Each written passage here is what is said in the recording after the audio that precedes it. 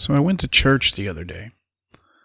For those of you that listen to this podcast on a regular basis, you already know that I consider myself atheist. So, it was definitely weird being back into that environment. I am atheist, but I have a strong, strict Catholic background.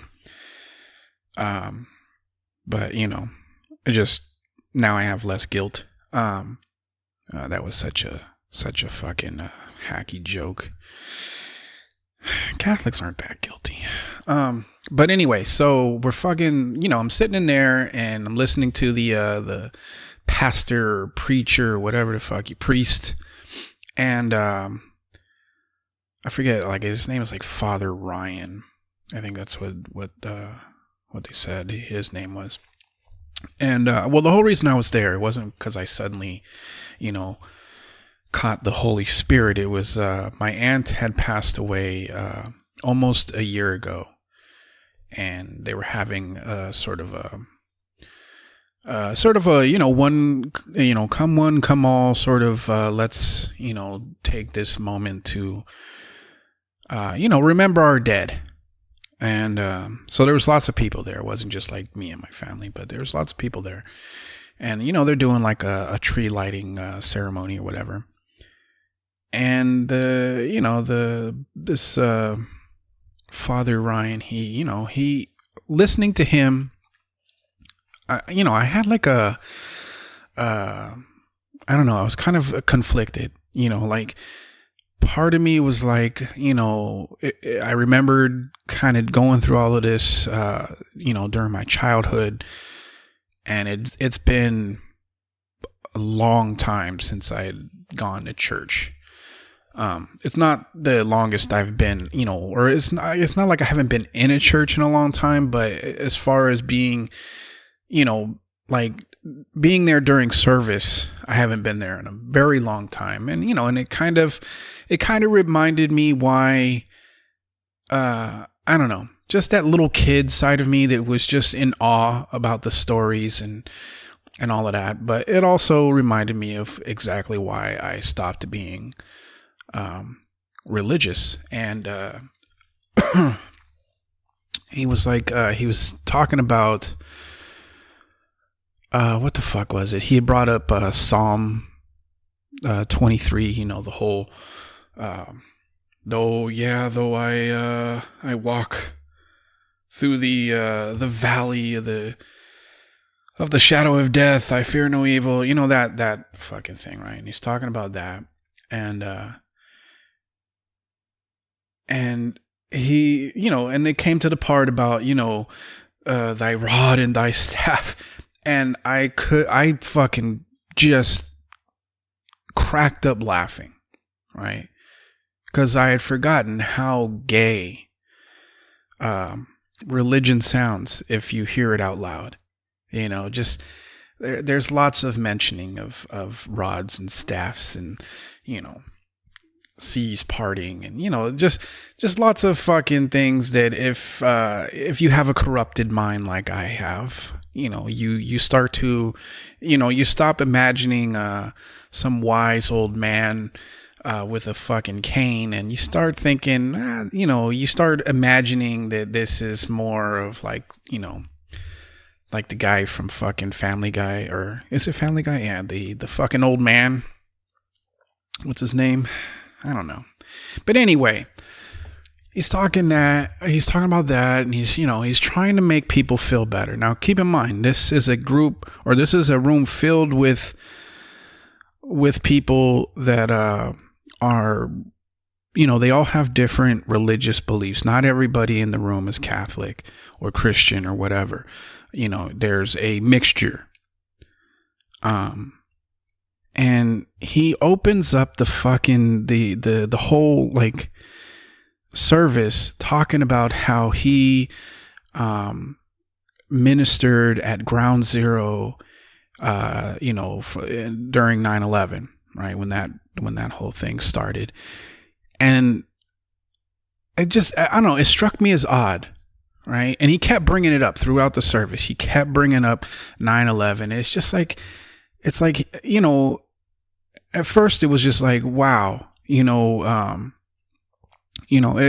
obviously get around, but then it was like, okay, um, there are Middle Eastern people in this crowd. It's like, and the chances are that they're Muslim is probably pretty high. So it's like, it's just like, it just struck me as weird because it's like, okay, let's remind all of the people in here that aren't Middle Eastern about that day where supposedly, the Middle East attacked us, and talk about the day that, that it's very emotional for a lot of people, and just completely ignore the fact that we've got Muslim people sprinkled in the crowd or whatever. It was weird. And I don't know where I was going with that, but it was just, I don't know. I just, when he got to the rods and staff and shit, and just, I started laughing, and people, people looked at me because when, have you ever had one of those moments where you just find something so fucking hilarious that you can't hold it in? And Father Ryan, he like a good fucking MC of a crowd, he rolled with it. He was just like, we all deal with loss in different ways. Some cry, some laugh uncontrollably. That it got a laugh from him, and it kind of let me off the hook. But it's just, I don't know. It's like one of those times, like, like I've been stuck in like elevators with people, and suddenly something, I'll remember something, silly that somebody said, and I'll just, you have those fucking embarrassing moments, and, I kind of felt like a fucking, like a twat afterwards, right? There's that Catholic guilt, right? Because, most of the time when people are dealing with the loss of a loved one, usually laughter is not the appropriate emotion. And I kept feeling like, okay, these people think that I basically am the Antichrist in here, that I actually find the loss of life fucking death or funny.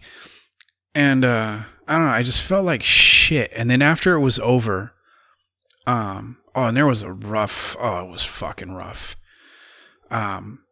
Like not at the end of the service, like halfway through the service, he had everybody like form a line and light a candle and put it on the altar or whatever. And and one of the things that they asked you to do was that as you pass by this one particular lady, you just sort of say who you're remembering, right? So we were in there about six, seven deep. 6, 7 deep, like we're a fucking mob. It was like 6 or 7 of us. And for like most of it, it was like, like we were the ones that had the most amount of people talking about the same person. But then this family came up, and it was fucking brutal, because there's this young lady. Am I getting old? Am I now referring to, well, she's younger than me, obviously. She wasn't a kid, but she was younger than me. And like I think first her mom went up and was like, oh, I'm remembering my grandson. And then the dad came, and he's like, oh, my grandson so and so. And then she came. And I mean, up until this point, I didn't know that. I mean, I didn't realize that they were talking about like a baby. And the girl comes, and she says, "Oh, my baby, so and so," and then she just loses it. And I was like, "Ah, fuck," like I don't cry about anything, And I'm not saying that to sound macho or whatever. It's just, I don't know. I'm a typical fucking caveman sort of male. Not a lot of things upset me. I cried when my kids were born. I cried when my aunt died. Didn't cry when my mom did, though. for obvious reasons if you've listened to this podcast. But like watching her break down, just I don't know, it fucking did it for me. I was just like, oh god, and like I actually had to fucking excuse myself because it was just it was getting bad. And the thing is I kind of I mean, it was fucking with me that it made me upset, but like what bugged me the most was like I didn't get so emotional about my aunt, and I love my aunt. She was as close to a mother as somebody could be, but it was just like I think I'd already sort of mentally accepted or emotionally accepted that she's gone. But just thinking about like this young lady, and she lost her baby, and it's like, god, that's got to be fucking horrific, and because I'm a parent. Has this podcast just gotten super fucking depressing? You know what? Let's skip that fucking story where I'm crying like a little bitch. This is the effing podcast for those of you that are new to the fucking show. Although I don't know why I call it a show. It's not like, I don't know. When I think of a show, I think of like cameras and a fucking production crew and all of that. Although I have gotten a few emails during the years that I've done this podcast, and I think I'm only at 2. So, where people are like, oh, why don't you film one once? No, I'm not fucking doing that. Because first of all, who the fuck am I? I'm a fucking nobody. I'm not a celebrity. I'm just some fucking jackass that sits at his dining room table with a fucking, with some headphones, a mic, and a fucking mixer. Nobody wants to see me fucking do this shit live. Or not even live, but, nobody wants to see my fucking, my face. It's not a bad looking face. I think I'm, relatively, decent to look at. It's not like I'm fucking, like I got did anybody ever see that fucking movie from like, I don't know if it was like the 80s or the 90s or whatever, where it was like some kid with like a gigantic fucking head and it was all deformed and shit, I mean, I'm definitely nowhere sniffing that. I mean, I feel like I'm a decent looking dude. So, but yeah, I'm not doing the filmed fucking podcast. I almost had a guest the other day. My son has been bugging me to let him come on the podcast because he's so curious about what what I do, what I talk about, how, the energy or whatever. He's curious about it because he's never listened to it, mainly because I don't want him hearing this because, it's just, I mean, he knows that I curse, but it obviously gets taken up a degree or two on the podcast, and it's just like, you don't need to listen to your dad fucking, say cunt, 500 times over an hour. So, but yeah, he really wants to come on, and it's just like, part of it's like, okay, I know that I'd have to sort of curtail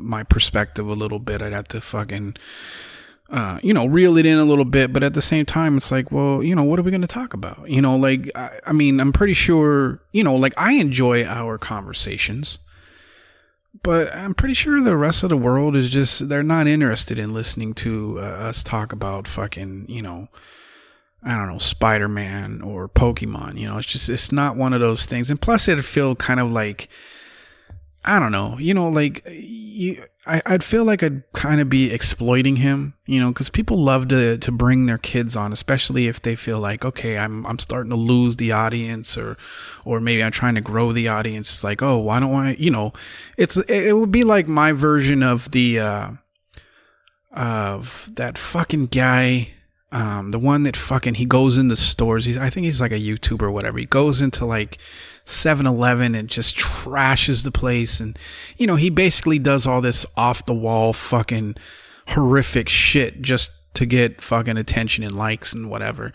Like I kind of feel like if you bring your kids on, especially if they're really little. I mean, if they're, like teenagers and stuff, maybe it's okay. But if they're like little kids, and it's basically you're sort of fishing for fucking approval or whatever. I don't know, but yeah, I almost had a guest. I actually would love to have a fucking guest on this on my podcast, just once in a while, just to switch it up, so that it wasn't always just me talking to myself over here.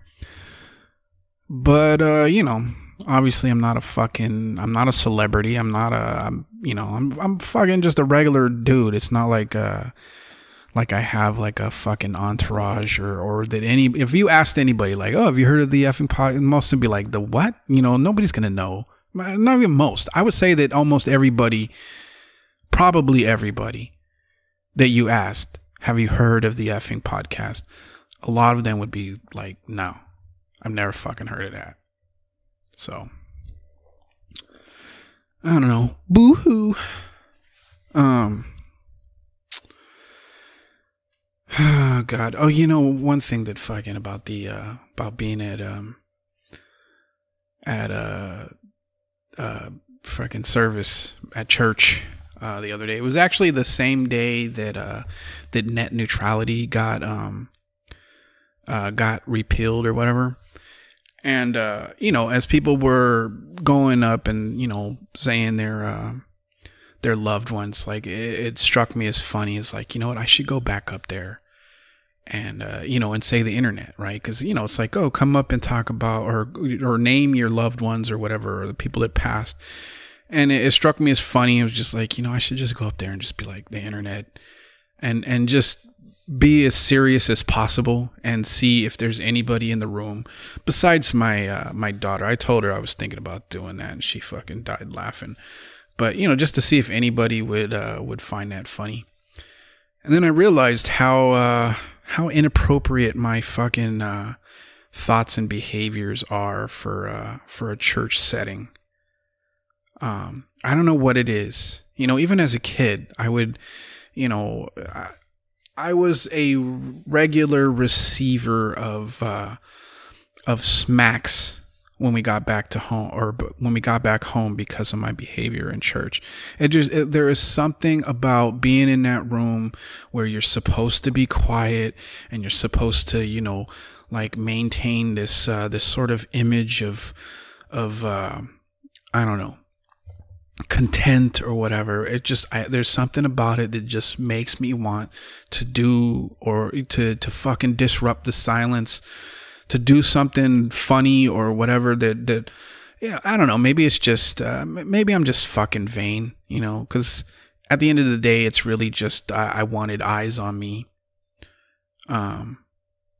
But it just, I don't know, it's one of those situations where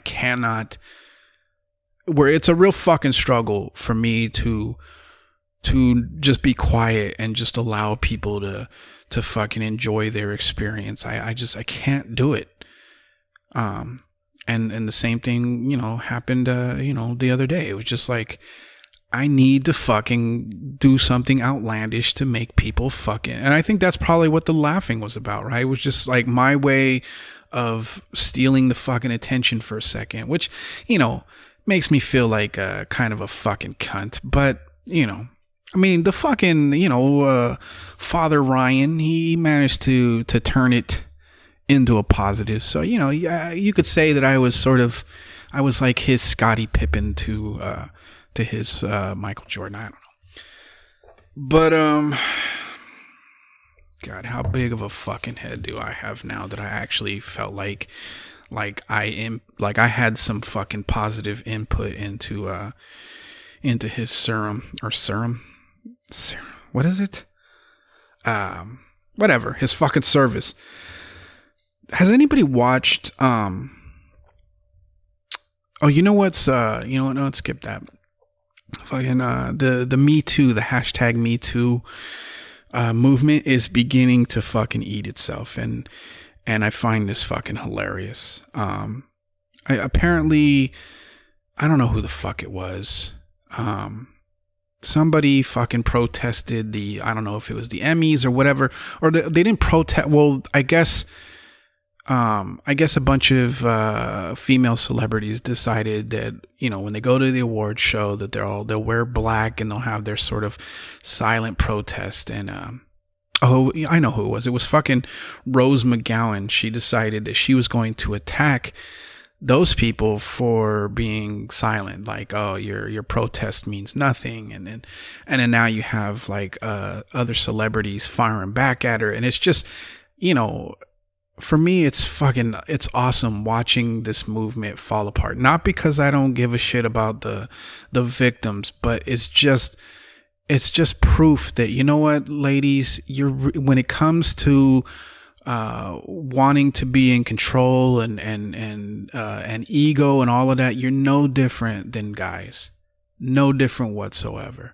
Just watching them eat themselves up, and this whole, like, oh, you're not protesting the right way. The right way is to do it this way. And it's just, I don't know. Like, for me, I think for me, probably what's most exciting for me, as far as the movement beginning to fall apart, is that I'm firmly in this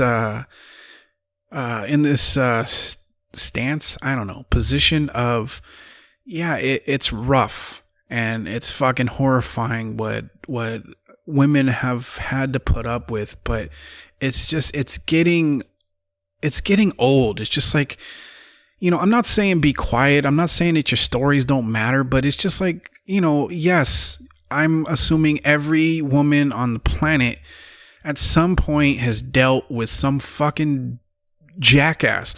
This is not anything new. At this point, it's like you're overdoing it. You're overdoing it. Yes, we know men are fucking horrific. Yes, although there are some dudes out there, and I sometimes find myself in this fucking category of, like, do we have to believe every single allegation?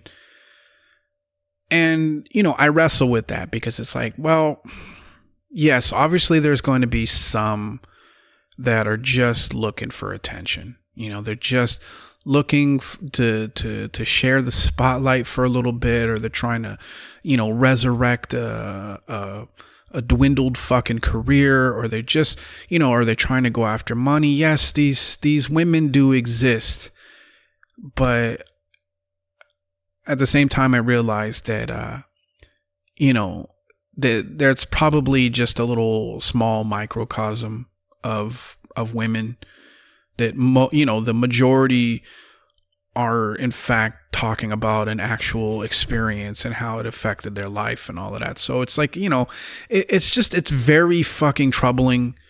Not troubling. I don't know. It's anxiety inducing, because it's like, okay, what do we do? What exactly do women want? I don't even think women have an end game here. What is it that you want from us, lady? Do you want us all? What we should do is, guys, we should all just decide that we're all going to act like little beta bitches, right? Because this is the type of men that a lot of these women claim they want. They want this guy that's always constantly checking in with them and making sure consent is there, and and never diminishing them in any way. Not that you should. I'm not saying you should be able to diminish anyone, but the line between what would be considered just normal interaction and sexism and diminishing, it's very fucking thin. It's a mystery at this point. But we, as guys, and I know this is kind of fucking childish, this way of dealing with things, but it's like, okay, let's all just act like little beta bitches and see how long it is before women are like, what I need is a man, like a real man, right? Because this is why that argument that, women say that they want a really sensitive guy, but the minute he does anything remotely out of character for the male species, suddenly he's like, like if he loves his mother too much, he's a mama's boy, or if he cries, he's a little bitch. If he doesn't stand up to you, he's wishy-washy. It's just, it's like, I don't think ladies actually know what what you guys want. I think it's just you found an opportunity to talk about the horrific shit you've been going through, and I feel like you definitely deserve to do it, and I'm hoping things change. But I don't think that the type of dudes that you feel like you want, I don't think you actually want them, because no time in history, and this is not coming from like the male perspective of what women want, but just listening to women. Rarely do you ever hear a woman be like, you know what I want? I want a guy that is just a complete fucking wet paper towel or wet paper bag or whatever, something fucking wet. You don't hear that very often. I mean, you hear it from like, these women that essentially just want to do sort of a role reversal where it's just like, I'm the fucking boss and you do what I fucking say. But the thing is even in those situations, it's not like the women have respect for those guys. It's more of just, look how, like, let's see how much shit I can put him through. That I think that's kind of like, what's this fucking new shit with porn. It's like the fucking cuckold or whatever, where it's like, for some reason there are dudes out there that are fucking excited to watch their women fuck another dude. Usually the dude will have like a bigger fucking dick, and he'll be denied in every single way. In fact, he'll be like humiliated and shit. Like there's some sort of weird fucking dynamic going on. And I think a lot of women have, I don't know. I don't really know where I was going with that shit. But one thing I do know, ladies, is that you don't want us to all be fucking beta, fucking little bitch boy men. What you want is for us to respect you, which most of us do. I know that there are a lot of fucking animals out there. I know that even at times on this podcast, I sound like one of those fucking animals. But I'm also not the type of dude that, would do any of that fucking shit. I mean, hell, 90% of the relationships that I've been in, and it's been quite a few, most of the time, the woman has pursued me. Not because I feel like I'm fucking awesome or whatever, or some sort of fucking Mac or whatever. It's because I've always sort of had this like, well, I don't want to fucking, like, I don't want to deal with rejection. I mean, nobody really fucking does. But, like, I don't want to deal with rejection. I don't want to deal with, like I don't want to fucking pursue something and then it turns out it's just, it's pointless or whatever. Like, I don't like wasting my time. So I figure, you know what? If the girl really wants to be with me, or she wants to, establish something with me, then she'll make some effort. I'm not saying I don't do anything. I mean, obviously, I flirt and do those sorts of things. But as far as like taking the flirting to a next level, usually I will follow the woman's lead. Because for me, the worst would be like to fucking do something and it just be like, like I had completely misread the situation or whatever. Like, I've never been that type of a guy. So you won't find any, if for some reason one day I make it fucking famous, or I become famous for this fucking mediocre piece of shit podcast, there won't be a bunch of women coming forward like, oh, he shut me in a room and made me watch him fucking rub one out. You're not going to find that shit, because I've always been very conscious about not wanting to be rejected. And in order to maintain that, it means sort of, you can still be in control, but I mean, or, like as a guy, like the dynamic, it's not like I turn into a little bitch, but I kind of follow their lead. Like, if they want to fucking do something, then they're going to be the first one to sort of take it there. And I'm sure that there's been plenty of times where it was sort of a missed opportunity, where I was kind of waiting for them to sort of send up the fucking flare, and they were probably waiting for me. And unfortunately, when you got two people waiting for the other to make a fucking move, a lot of the time shit doesn't fucking happen. So I'm, I don't know. I think I told this story before. When I was probably, what was I in, like, I think I, eighth grade, was it eighth grade? I don't know. Sometime in fucking middle school. I was seeing this girl, and I brought her back to my house, and, nobody was home, of course. And, we were messing around, kissing and all that stuff. And, we're laying on my bed. And, like, I didn't try anything. We kissed and all that stuff. But, she was, I definitely could have had sex with her.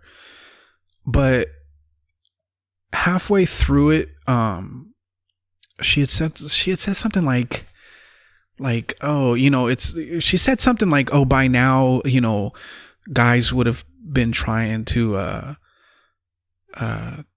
go in my crotch or something. She said it like that, and it was just like, ugh.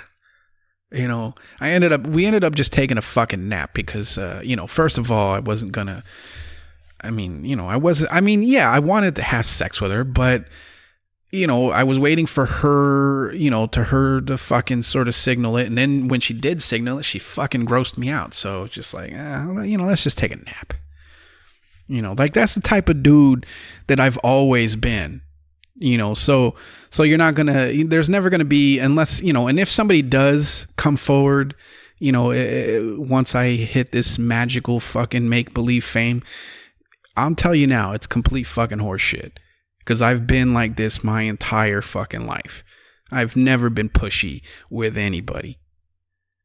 It's always been, like, if there's one positive fucking aspect to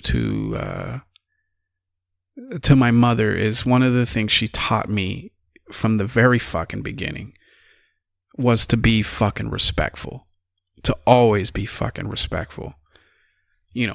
At least when it comes to that. I'll call people fucking cunts and twats. I'm not, if you're acting like a cunt or a twat, I'm going to call you a fucking cunt or a twat. I'm not that sort of fucking respectful, but, you just definitely, you don't push, you don't force, you don't coerce, you don't do any of that shit. You just make sure everything's okay. I took that to mean let them fucking completely initiate shit, and that's how it's been my entire fucking life. So, so if one day I'm fucking, I don't know, like suddenly my, people are just clamoring to fucking listen to my, my podcast or get my fucking, autograph, and somebody's like, and some lady fucking comes out of nowhere and is like, back in fucking, 2002, he fucking did, just, I'm telling you now, it's fucking bullshit. It's absolute bullshit. But, I don't know. I guess getting back to the Me Too thing, it's just, I find it's hilarious to me watching the movement fall apart. Not because I want people to just shut the fuck up, but it's like, okay, we get it now. There's a lot of fucking animals. And at this point, if you're a guy, after, seeing fucking everybody sort of come crumbling down because of the shit that they've done, if after this point you're willing to risk doing something and getting called out for it later, then you're a fucking maniac. You're a fucking sociopath. I think that most guys at this point, sort of just out of fucking fear, will change their fucking behavior. Now, they may look at you the same way, they may have the same fucking thoughts. You're not going to change that. That's never going to fucking stop. But as far as their behavior, I'm pretty sure most men would be like, all right, I don't want to end up one of these fucking guys. I don't want to end up being accused of whatever, so I'm just going to fucking, be on my best behavior always. The problem I see, and there's a reason why I'm, to get to why I'm excited to see it fucking crumble, is because it's making things like, how are you supposed to approach a woman now if you're interested? And with all of this, like, okay, I have to make sure that everything I do and say and the gestures I make, they all have to be like as non-threatening as possible. And like, what do I fucking talk about? Because ordinarily, I fucking would be open and outspoken, but that could be misconstrued. It's just like, ladies, you're creating an environment that basically will only result in the end of our fucking species. And I'm not saying that, oh, you should shut the fuck up, but I'm just saying that maybe you need to take it down a notch. Just a little bit. I'm not saying that you should let dudes fucking touch on you, and I'm not saying it's okay for men to make comments or any of that shit, but maybe we just sort of come to an agreement that not everything is assault on womanhood. Some guy, I mean, yeah, we're fucking men. Yes, we want to have sex, but this, pretending like, I mean, that's the one thing that fucking has always bugged me. It's like how women pretend like they're not as into sex as we are. Not all women are like this, of course.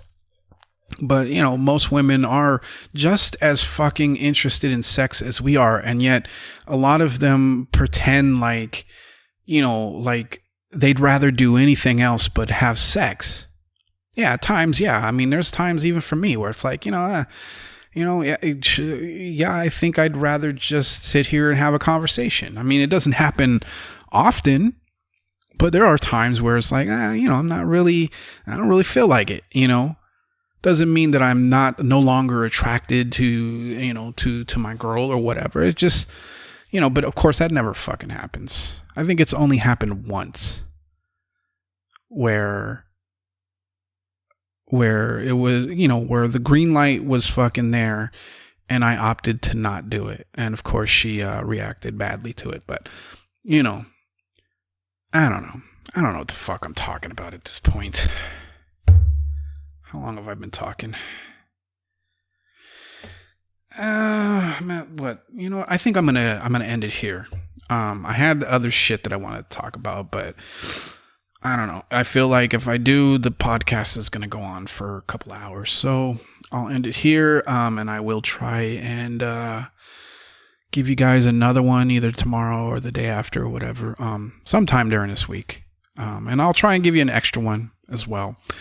But anyway, so I'm going to get the fuck out of here. I hope you're having a good week. So far, it's fucking Tuesday. So, you still got 4 more to go. But, it is what it is. All right. So, yeah, fucking just like always, don't take any shit and go fuck yourself. Peace.